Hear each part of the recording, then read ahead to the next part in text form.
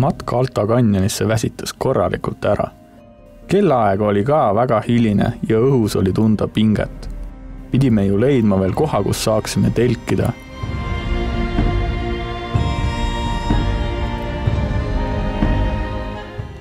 Kell on 5 hommikul ja peale Alta kanjonit siis leidsime lõpuks omale laagripaiga, sõime kiirelt suppi ja oleme veel natuke üleval ja siis varsti lähmegi magama. Kui me seisma jäime siia, üles kõndisime. Me saanud üldse oma jalgu tööle, tuli nagu parta. Nüüd on tööle hakanud ilusti. Teistmoodi tehtud. Raivo jäi viski ära ja ilmselt meid süüdleda. Raivo kõrval, aga loodetavasti saan magada. Väsimusest tingituna kippusin norskama. Ja siis, kui me mõtlesime, et sätime ennast magama, kuulsime kilinat-kolinat. Kilkoll, kilkoll. Mõned lähevad rohtu sööma, teised jooksud kohe järgi. Lambad ju. Loodad, et saarele ei plaani. Nad lähevad ikka edasi.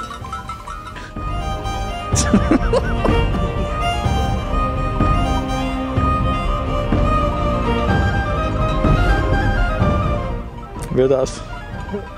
Õnneks lambad ei tulnud edasi ja saime rahulikult magada.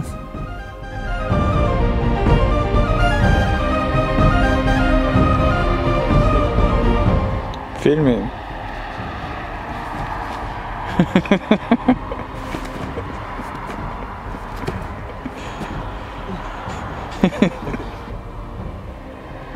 Reisiväsimus andis tunda, ärkasime alles peale lõunat.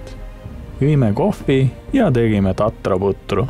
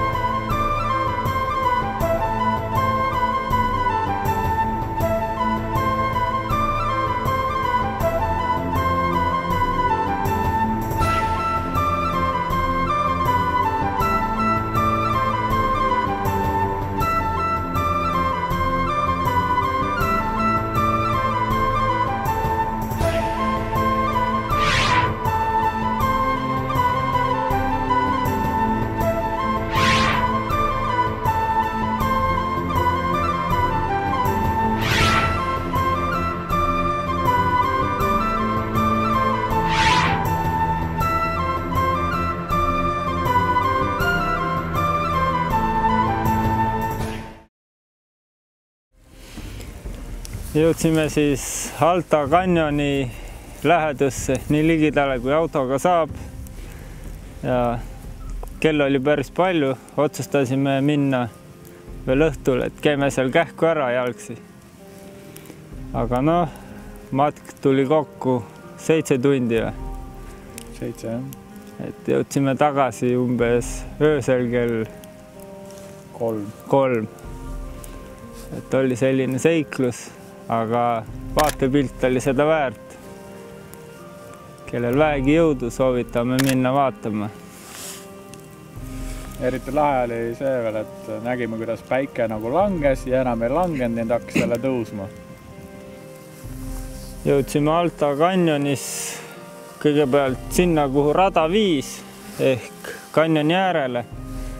Viis tubli ilus rada, aga seal oli puhkekoht ja haripunktisse ei olnud, see oli kõvasti edasi, aga sealt eriti jälgi ei läinudki edasi. Jäi siuke mulje, et enamus turiste, kes sinna lähevad, ei jõuagi sinna kõige kõrgema ilusama kohani.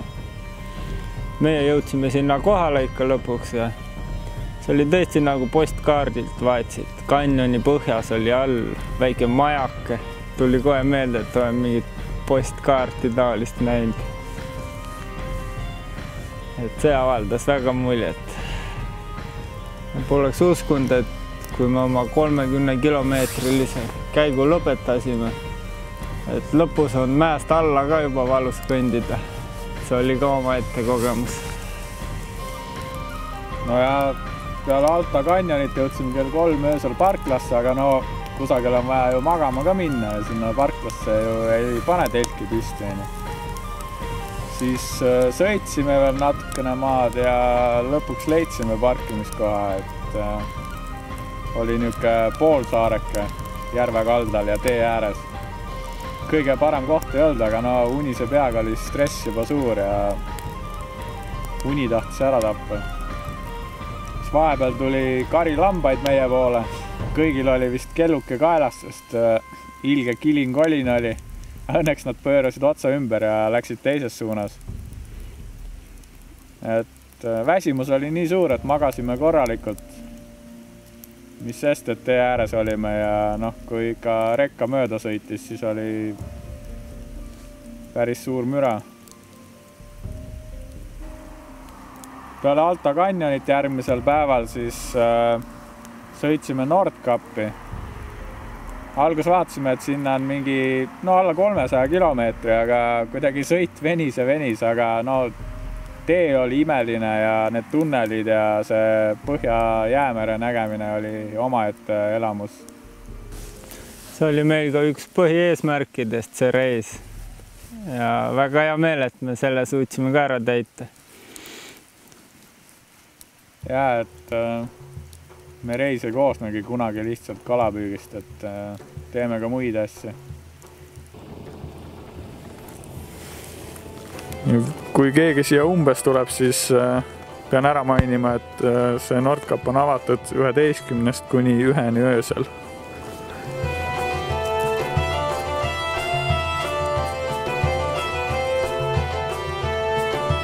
Ookean on küll üsna rahulik. Sooja on umbes 7 kraadi ja õnneks tuult ka ei ole. See on see kuulus monument, mille najal kõik ennast pildistavad.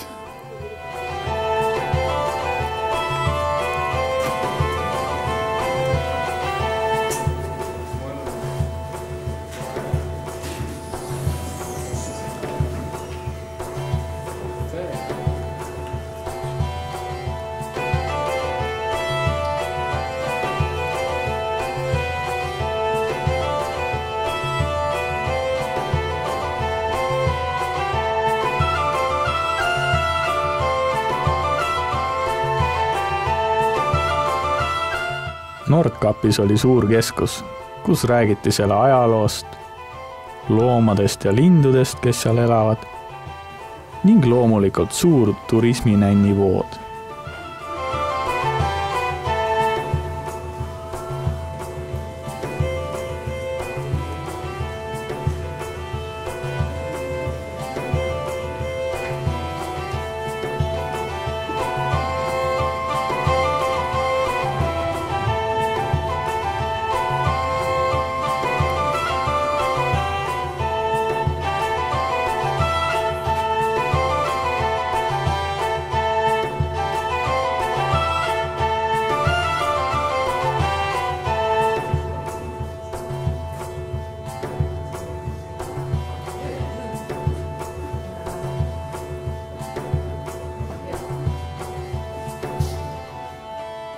Läbi keskuse jõudsime lõpuks Kuningarõdule.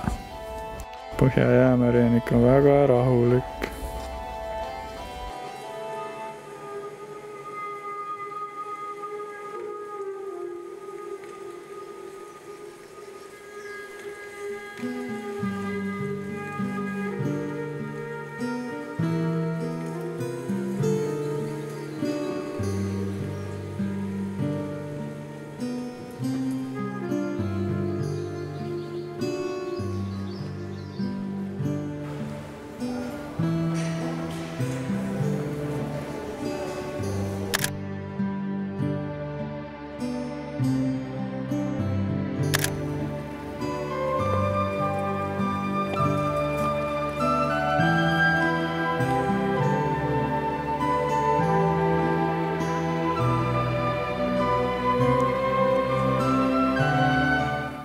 viimaseks jätsime kuulsa monumendi. Jälle on üks linnuke kirjas. Käidud.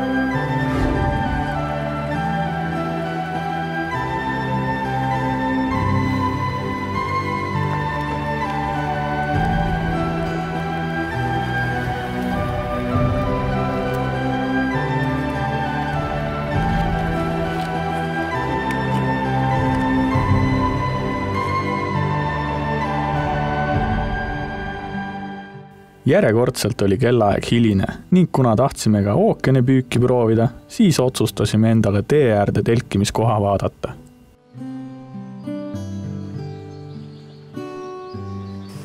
No üks eesmärk oli ookeanist kala püüda. Vaatasime, et ookean üsna lähedal, aga ikkagi oligi ka kuskil 3 kilomeetri kaugusel. Jälle kulus palju aega kõndimisele. Aga sinna jõudis selgus, et iga vise on kala. Täpselt ei teagi, mis kala me sealt saime. Ilmselt saidapoegast. Aga ära me nad sõime, et pole midagi.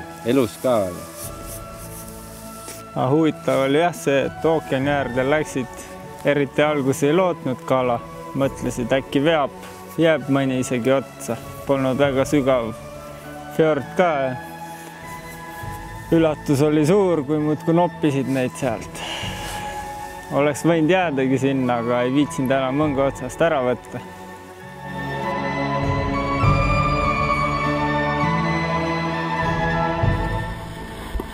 Kuna siin võtab päris hästi, natukene suurem läks ära just.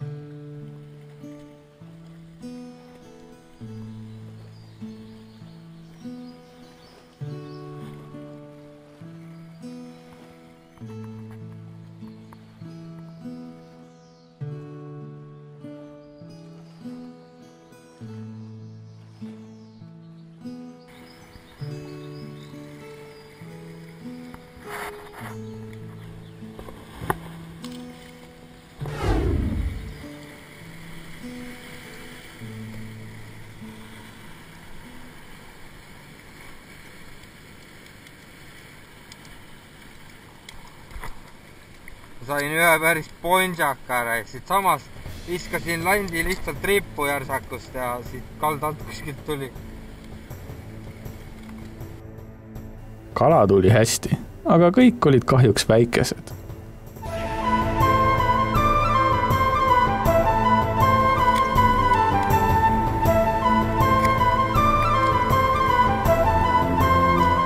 Panin kaamera sinna basseini, filmisin. Võtab ja võtab, vahepeal jää külge millegi pärast. Nüüd ei. Mul on pullid elukad, ma nägin, nad liiguvad muidugi parves. Siia parv tuli siia alla välja. Nad ei saa vist haiget ka, mul on tunne. Läheb otsast ära, kohe võtab uuesti. Mõni sapsib päris kõvasti, iga kord ma loodan, nüüd on suurem. Aga ei ole enam.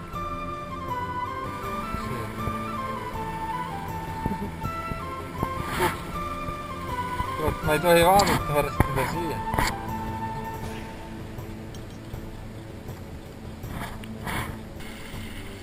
Andre tahtis proovida, et kui soolane see ookeanivesi siis ikka on.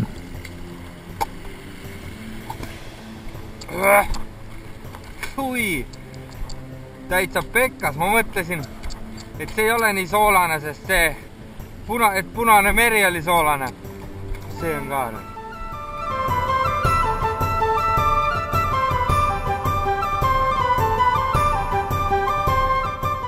Siis käisime ookeani ääres kalal, puhastasime kalad ära, panime kivi peale ja läksime autost midagi võtma. Tagasi tulles vaatasime, kajakas juba tegutseb meie kaladega seal.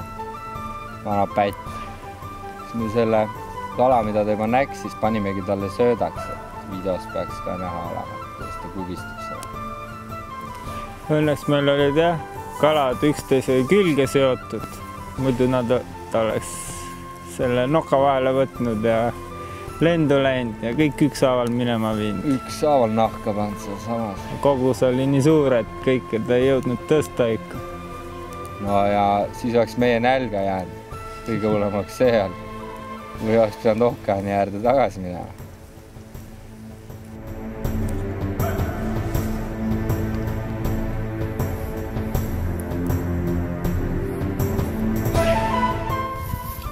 Väga hea on. Mõnus. Saagisiiber. Mis see oli Andre väidetavalt? Saida pojad. Ilma poolest seal nii palju siis, et juuli lõpp nagu ta on nii päeval kui öösel on alla 10 kraadi sooja. Päris nulli ei läinud ööseks, 2-3 kraadi oli sooja. Ja karge ookeani tuul tegid oma töö. Pidi sooja pesu kasutama. Tahtsime külastada Lõhejõge ka, et kalastada. Aga jäime kuskil tund aega hiljaks oma piletitega ja nii me ilma jäimegi. Et meil juba tegelikult aeg näiteks surub tagant, peame kujunema. Oleks 24 tundi veel varuks olnud, oleks püüdnud seal, äkki oleks legi ilusa kala saanud. Aga tegelikult kalapuudust pole meil olnud, et seal kus püüdnud oleme, sealt oleme saanud täpselt parajalt. Siis sõitsime edasi ja otsisime jälle telkimiskohta.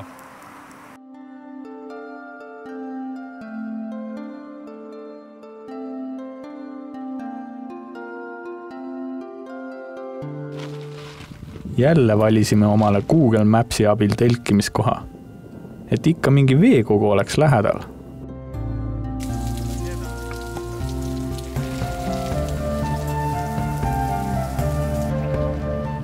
Valmistasime õhtusööki.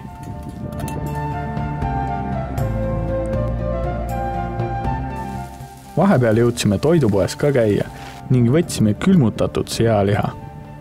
See oli jõudnud juba üles sulada ning nägi vahelduseks muule toidule väga isuäratav välja. Võin kinnitada, et see maitses ka väga hästi. Ja kuna seal ligiduses oli ka ilus järveke, siis otsustasime jälle kalale minna õhtul kell 11 järjekordselt. Paar ilusat forellipoissi tuli sealt. Aga magama saime jälle hommikul. Ja nii meil need päevad lähevad. 5 magama, 2 ülesse päeval.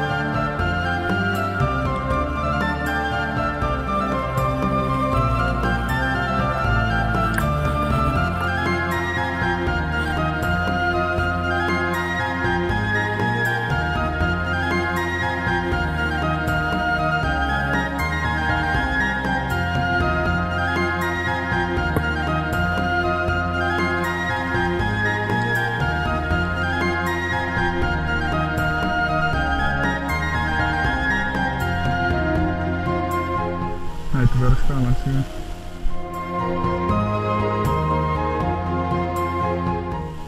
Päris ilus.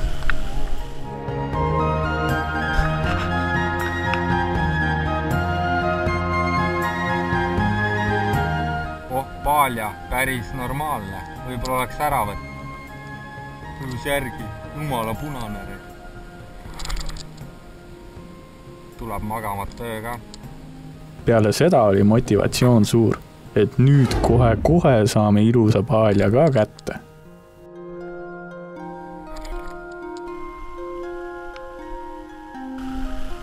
Julgedki minna? See tume on sügavam koht, pehme ka.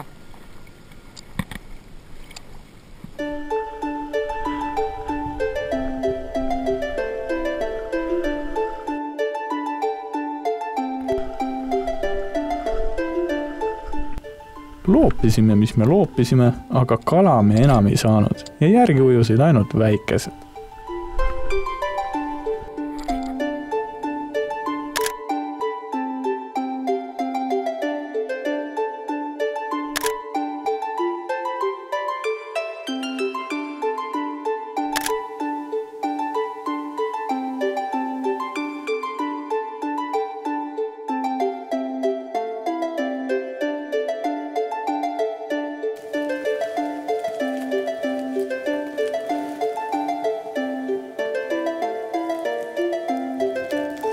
Laagrisse jõudsime jälle tagasi öösel ning isegi päikese tõusu nägime ära. Ilmaga on jube hästi vedanud, et kui algus siia põhja poole sõites saime vihma, siis nüüd tegelikult on enamasti on olnud pilves ja niisugune hea matkailm. Et ei ole palav ja ei ole külm, et ideaalsed tingimused võrreldes eelmise aastaga. Lubab kogu aeg vihma, nagu pilvin on, aga pole nagu meieni jõudnud õnneks. Mida eile Andre tegid, viskasid mingi koti Raivole peale? See särgi. Mis ma tegin? Norskasin? Jõhkrad. See oli mingi imelik käel. Vahepeal tegid nagu ehmatas mindki ära. Kui ma väsin, siis ma võin norsata küll. Sa jälle jäid paugust magama. No ma tean, ma olingi väsinud. Kiire vend. Ma ei tea, kuidas teil nii kaua aega läheb.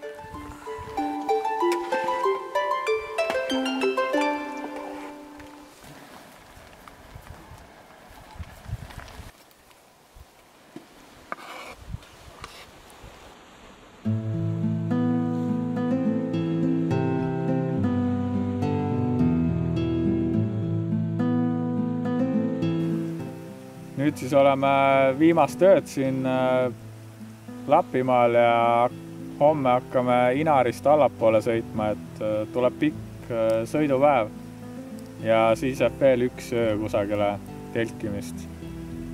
Eks me vaata, kuhu me telgi püsti saame. Kalapüügiga on selles korraks ühel pool. Laseme ritvadel puhata. Ja jalgadel. Algadel, jah. Täpselt. Enam selliseid öiseid matku ette ei plaani võtta. Peab pikaks sõiduks puhkama vähe. Käisime täna just teist korda sooja duši all. Kes seda võimalust ei tea, siis näete tee ääres kämpingu silti, siis keerake sisse ja küsige, kas saab sooja duši. Meil maksis siin 5 eurot nägu ja pese kaua tahad. Norras oli see natuke kallim. Aga vahelduseks külmale veele pesemisega on soojaveega hea pesta. Üldiselt reisiga oleme kõik rahul ja vaikselt oleme rääkinud ka järgmisest reisist. Mõned kohad isegi kattuvad selle reisiga. Eks näis, millal me tuleme. Siin põhjas meeldib väga, pimedaks ei lähe. Kalasta kaua tahad. Et alati oleme käinud juuli lõpus, aga vaatab võib-olla proovime järgmine aasta augustit. Aga see kõik selgub alles järgmisel aastal. Kas, kuidas ja millal? Kellega ja miks? Tahtsin olles vanita sõida. Kindlasti pange veekindlad jalatsid jalga, kui lähte mägedesse ronima. Kui te arvate, et mäenõlvad on lauged ja et seal pole vett, et kõik on kuiv, siis te eksite. Alta kanjonis sain mina ja Andre saime mõlemad jalad märjaks. Hea oleks, kui taskus on krediitkaart, sest Norras oli üks bensiinijaam, kus tavaliselt pangakaardid ei toiminud ja enam ei olnud nagu valikut, et kas lähed teise linna. Et krediitkaart peaks ikka reisil kaasa saama. Automaattankla oli sularahaga ka ei saanud arveldada, et poleks ka nokid aidanud Norra kroonid. Kui muidu mõelda, et Põhjamaa rahvas on sõbralik, siis sattusime Andrega mäe otsas peaaegu rööv kallale tungi ohvriks. Jalutasime vist mingi linnupesale liiga ligidale. Rünnati meid mitmekesi, see peaks olema ka videost näha. Ma ei tea, kui hea kvaliteediga. Aga vahepeal oli päris hirmus, kui meetri lähedusele rünnatakse, üks eest, teine tagant. Järjekordselt jäime ellu, mis ei tapa, teeb tugevamaks. Neil oli isegi mingi taktika, et üks tuleb eest, teine juba ründab tagant. Üsna naljakas oli kohata. Ja hirmus midagi. Toidu kogustas siis nii palju, et see aasta oleme mõistlikult toitu kaasa võtnud. Natukene on veel midagi alles, aga suht kohta hästi oleme ikka söönud ja toiduga arvestanud. Eelmine aasta tassisime pool tagasi. Plaanisime siia reisile tulla 4 nagu iga aasta. Nagu näha, on siit üks koht tühi. Et kõige suurem jutuvestja, kellel oleks intervjuud usaldanud, ei saanud kahjuks meiega see aasta liituda. Nii et me tervitame sind, küll sa ennast ära tunned. Võib-olla järgmine aasta siis.